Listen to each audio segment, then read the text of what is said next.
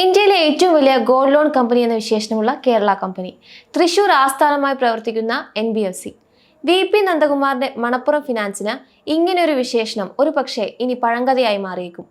കാരണം American private equity ഫേമായ ബെയിൻ capital കമ്പനിയുടെ നിയന്ത്രണം ഏറ്റെടുക്കുകയാണ്. ഇതിന്റെ ചർച്ചകൾ അന്തിമഘട്ടത്തിലാണ്. 46% ഓഹരികൾ ഏറ്റെടുക്കുന്നതിനാണ് ബെയിൻ ക്യാപിറ്റൽ തീരുമാനിച്ചിരിക്കുന്നത്. നിലവിൽ മാനേജിംഗ് ഡയറക്ടറും CEO-യുമായ VP നന്ദകുമാറിന്റെയും കുടുംബത്തിന്റെയും കൈവശം 35.35% ഓഹരികളാണുള്ളത്. പ്രിഫറൻഷ്യൽ അലോട്ട്മെന്റ് വഴിയായിരിക്കും ആദ്യ നിക്ഷേപം. 25% സ്റ്റേക്ക് ഇങ്ങനെ ഏറ്റെടുക്കും. ഇവിടെ നിലവിലെ കറന്റ് മാർക്കറ്റ് പ്രൈസിനേക്കാൾ 12.5 മുതൽ 15% പ്രീമിയത്തിലായിരിക്കും ബെയിൻ ക്യാപിറ്റൽ ഓഹരികൾ സ്വന്തമാക്കുക. തുടർന്ന് പ്രൊമോട്ടർമാരിൽ നിന്നും 22.5 തൊട്ട് 25% പ്രീമിയത്തിൽ ബാക്കിയുള്ള 26% ഓഹരികളും വാങ്ങും.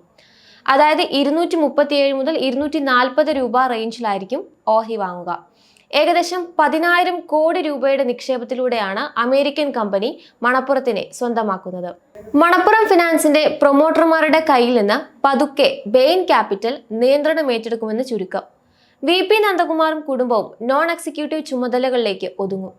ബെയിൻ ക്യാപിറ്റൽ മണപ്പുറത്തെ നോട്ടമിടാൻ എന്താണ് കാരണം? നമുക്ക് നോക്കാം. അതിനു മുൻപ് നമുക്ക് ബെയിൻ ക്യാപിറ്റൽ എന്ന കമ്പനിയെ കുറിച്ച് മനസ്സിലാക്കാം. $185 ബില്യൺ ആസ്തി വരുമാനമുള്ള അമേരിക്കയിലെ മുൻനിര പ്രൈവറ്റ് ഇൻവെസ്റ്റ്മെന്റ് ഫേമാണ് Bain Capital. Private equity, venture capital, public equity, crypto എന്നിവയിലൊക്കെയാണ് കമ്പനി പ്രധാനമായിട്ടും സ്പെഷ്യലൈസ് ചെയ്തിരിക്കുന്നത്. North America, Europe, Asia, Australia എന്നിവിടങ്ങളിലൊക്കെ കമ്പനിയുടെ പ്രസൻസ് ഉണ്ട്. എന്തുകൊണ്ടാണ് ബെയിൻ ക്യാപിറ്റൽ ഇത്തരമൊരു ഇൻവെസ്റ്റ്മെന്റിന് തയ്യാറാകുന്നത്? ആഗോളതലത്തിൽ സ്വർണം അതിന്റെ എക്കാലത്തെയും ഉയർന്ന നിലവാരത്തിലാണ് തുടരുന്നത്. ഇങ്ങനെയൊരു സാഹചര്യത്തിൽ ഗോൾഡ് ലോൺ ഡിമാൻഡിന് വലിയ സാധ്യത തന്നെയാണുള്ളത്. അതിൽ തന്നെ ഇന്ത്യയെ പോലുള്ള രാജ്യത്ത് ഗോൾഡ് ലോണിന് വളരെ ശക്തമായ ഡിമാൻഡാണുള്ളത്. ഇത്രയും അധികം കോമ്പറ്റീഷൻസ് ഉണ്ടായിട്ടും NBFC കമ്പനികളുടെ വർധന ഈ ഡിമാൻഡിനെ കൂടി സൂചിപ്പിക്കുന്നു. ഭാവിയിലും ഈ ഡിമാൻഡ് സ്ട്രോങ് ആയി തന്നെ തുടരാൻ സാധ്യതയുണ്ട്. നിക്ഷേപകർക്കിടയിൽ, പ്രത്യേകിച്ച് ഇന്ത്യക്കാർക്കിടയിൽ സ്വർണം പ്രയോറിറ്റി ഇൻവെസ്റ്റ്മെന്റ് ടൂൾ കൂടിയാണ്. ഒരു എമർജൻസി വന്നാൽ സ്വർണ്ണപ്പണയമാണ് മറ്റു വായ്പകളെക്കാൾ ആളുകൾ മുൻതൂക്കം നൽകുക. ഇത് തന്നെയാണ് കേരള കമ്പനിയുടെ വളർച്ചയുടെ വിജയവും. ഇന്ന് ഇന്ത്യയിലെ തന്നെ ഏറ്റവും വലിയ NBFC ആയി വളരുന്നതിന് കമ്പനിക്ക് ഊന്നൽ നൽകിയത് ഈ ഗോൾഡ് ലോൺ സെഗ്മെന്റ് തന്നെയാണ്. അതുകൊണ്ട് തന്നെ ഈ ഏറ്റെടുക്കൽ ബെയിൻ ക്യാപിറ്റലിനെ സംബന്ധിച്ച് ഒരു ഗോൾഡൻ ഓപ്പർച്യൂണിറ്റിയാണ്. മണപ്പുറത്തിന്റെ റിസൾട്ടുകളിൽ ഇത് വ്യക്തമാണ്. ഇക്കഴിഞ്ഞ ഡിസംബർ ക്വാർട്ടറിൽ കമ്പനിയുടെ നെറ്റ് പ്രോഫിറ്റ് 5% വർധനവ് രേഖപ്പെടുത്തിയിരുന്നു. Net interest income double digit growth രേഖപ്പെടുത്തിയിട്ടുണ്ട്. 13.7% വർധനവാണ് ഉണ്ടായിരിക്കുന്നത്. അതായത് ഇത്തവണ ഇൻട്രസ്റ്റ് മാർജിൻ കൂടുതൽ മെച്ചപ്പെട്ടതായി കാണാം. ഇതിൽ തന്നെ കമ്പനിയുടെ 75% വരുമാനം കോൺട്രിബ്യൂട്ട് ചെയ്യുന്ന ഗോൾഡ് ലോൺ പോർട്ട്ഫോളിയോയിൽ 17% മുന്നേറ്റമാണ് ഈ ക്വാർട്ടറിൽ ഉണ്ടായിരിക്കുന്നത്. ഗോൾഡ് പ്രൈസിലുണ്ടായ മുന്നേറ്റത്തിന്റെ ഇമ്പാക്ട് ഇവിടെ വ്യക്തമാകുന്നുണ്ട്.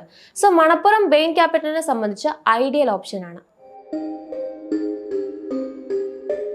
മണപ്പുറത്തിന്റെ സബ്സിഡിയറി ആയിട്ടുള്ള ആശീർവാദ് മൈക്രോ ഫിനാൻസുമായി ബന്ധപ്പെട്ട് പല വാർത്തകൾ നമ്മൾ മുൻപ് കേട്ടിട്ടുണ്ട്. ഫണ്ട് സമാഹരിക്കാനായി IPO-യുമായി എത്തിയ കമ്പനിക്ക് RBIയുടെ ഭാഗത്തു നിന്നും നിയന്ത്രണങ്ങൾ ഉണ്ടായിരുന്നു. എന്നാൽ ഈ നിയന്ത്രണങ്ങൾ നീക്കുകയായിരുന്നു. ബെയിൻ ക്യാപിറ്റലിന്റെ ഏറ്റെടുക്കൽ കൂടുതൽ സ്റ്റെബിലിറ്റിയും ക്രെഡിബിലിറ്റിയും ലഭിക്കുന്നതിലേക്ക് നയിക്കും.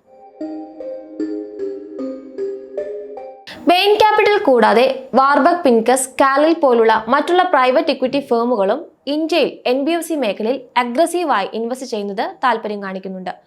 സർക്കാർ NBFC അടക്കമുള്ള മേഖലകളിൽ 100% FDI നിക്ഷേപം ഉറപ്പുവരുത്തുന്നതിനുള്ള പ്രഖ്യാപനം ബജറ്റിൽ നടത്തിയിരുന്നു. ഇതുകൊണ്ട് ഉദ്ദേശിക്കുന്നത് ഇന്ത്യയിൽ ബിസിനസ് നടത്താൻ താല്പര്യമുള്ള വിദേശ കമ്പനികൾക്ക് ഇങ്ങനെ ഇന്ത്യൻ ബിസിനസ്സുകളിൽ നിക്ഷേപം നടത്താൻ റെഗുലേറ്ററിയുടെ മുൻകൂർ അനുമതി ആവശ്യമില്ല എന്നാണ്. ഇത് ഇത്തരം കമ്പനികൾക്ക് ഇന്ത്യൻ മാർക്കറ്റിൽ കൂടുതൽ എക്സ്പ്ലോർ ചെയ്യുന്നതിനുള്ള അവസരമൊരുക്കുന്നുണ്ട്. Warburg Pincus, Fusion Micro finance, Piramal capital എന്നീ കമ്പനികളിൽ നടത്തിയ നിക്ഷേപം ഇതിനുദാഹരണമായി പറയാം. കാർലൈൽ ഗ്രൂപ്പ് PNB ഹൗസിംഗ് ഫിനാൻസിൽ നിക്ഷേപം നടത്തിയതും മറ്റൊരു ഉദാഹരണമാണ്.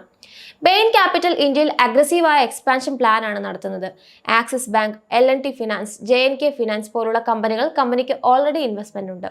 മണപ്പുറത്തിന്റെ ഭാവി എന്താണ്? ഇങ്ങനൊരു ഏറ്റെടുക്കൽ നടന്നാൽ ബെയിൻ ക്യാപിറ്റൽ എന്ന ഗ്ലോബലി എസ്റ്റാബ്ലിഷ്ഡ് ആയ ഒരു കമ്പനിയുടെ കീഴിൽ മണപ്പുറം എത്തും. ഇത് മാനേജ്മെന്റ് കൂടുതൽ മെച്ചപ്പെടുന്നതിലേക്ക് നയിക്കും. കൂടുതൽ ഫണ്ട് ഇൻഫ്ലോ ഉണ്ടായാൽ സ്വാഭാവികമായും ബാലൻസ് ഷീറ്റും കൂടുതൽ മെച്ചപ്പെടും. 2024 നവംബറിലാണ് ഇതുമായി ബന്ധപ്പെട്ട റിപ്പോർട്ടുകൾ ആദ്യമായി പുറത്തു വന്നത്. ഒക്ടോബറിൽ 22% കറക്ഷൻ നേരിട്ട ഓഹരി റിപ്പോർട്ടിന് ശേഷം മുന്നേറ്റം രേഖപ്പെടുത്തി. 138 രൂപയിൽ നിന്നും 200 രൂപയുടെ മുകളിലേക്ക് ഓഹരി എത്തിയിട്ടുണ്ട്. അതായത് 3 മാസത്തിനിടെ ഓഹരി 37% ഉയർന്നു കഴിഞ്ഞു. ബെയിൻ ക്യാപിറ്റൽ ഗോൾഡ് ഓൺ മാത്രം ഫോക്കസ് ചെയ്തുകൊണ്ടാണ് ഈ ഏറ്റെടുക്കലിന് ഒരുങ്ങുന്നത്. അതിനാൽ മറ്റ് സെഗ്മെന്റുകളിൽ ഒരുപക്ഷെ ഡിസ്ഇൻവെസ്റ്റ്മെന്റ് നടന്നേക്കാം. കാരണം കമ്പനിയുടെ മൈക്രോ ഫിനാൻസ് സെഗ്മെന്റിൽ കിട്ടാക്കടവും പ്രൊവിഷൻസും 4 മടങ്ങ് വർധനവ് ഈ ക്വാർട്ടറിൽ റിപ്പോർട്ട് ചെയ്തിരുന്നു. കമ്പനിയുടെ ടോട്ടൽ പ്രൊവിഷൻസിന്റെ മേജർ പോർഷൻ ഈ ഒരു സെഗ്മെന്റിൽ നിന്നുമാണ് ഉണ്ടായിരിക്കുന്നത്. മാത്രമല്ല റവന്യൂവും 5% ഡിക്ലൈൻ ചെയ്തിട്ടുണ്ട്. ഏർണിംഗ്സ് അനൗൺസ് ചെയ്തതിന് പിന്നാലെ ഫ്യൂച്ചർ ഗ്രോത്തിനും ഫണ്ടിംഗ് ഫ്ലെക്സിബിലിറ്റിക്കുമായി $2 ബില്യൺ സമാഹരിക്കുന്നതിന് ലക്ഷ്യമുണ്ടെന്ന് കമ്പനി ഓൾറെഡി അനൗൺസ് ചെയ്തിരുന്നു. വിച്ച് മീൻസ് പ്രൊമോട്ടേഴ്സിനെ സംബന്ധിച്ച് ഈ ഏറ്റെടുക്കൽ നിർണായകമാണ് എന്നത് ഉറപ്പാണ്. ഡീൽ നടക്കുന്നതോടെ കേരള കമ്പനി എന്ന പദവി കൂടിയാണ് മണപ്പുറത്തിന് നഷ്ടമാകുക. എന്തായാലും ഓഹരിയെ സംബന്ധിച്ച് ഷോർട്ട് ടേമിലേക്ക് 220 to 230 ലെവലുകളിൽ റെസിസ്റ്റൻസ് പ്രതീക്ഷിക്കാം എന്ന് അനലിസ്റ്റുകൾ വിലയിരുത്തുന്നു. ഡൗൺ സൈഡിൽ സപ്പോർട്ട് 185 രൂപയിലും പ്രതീക്ഷിക്കാം.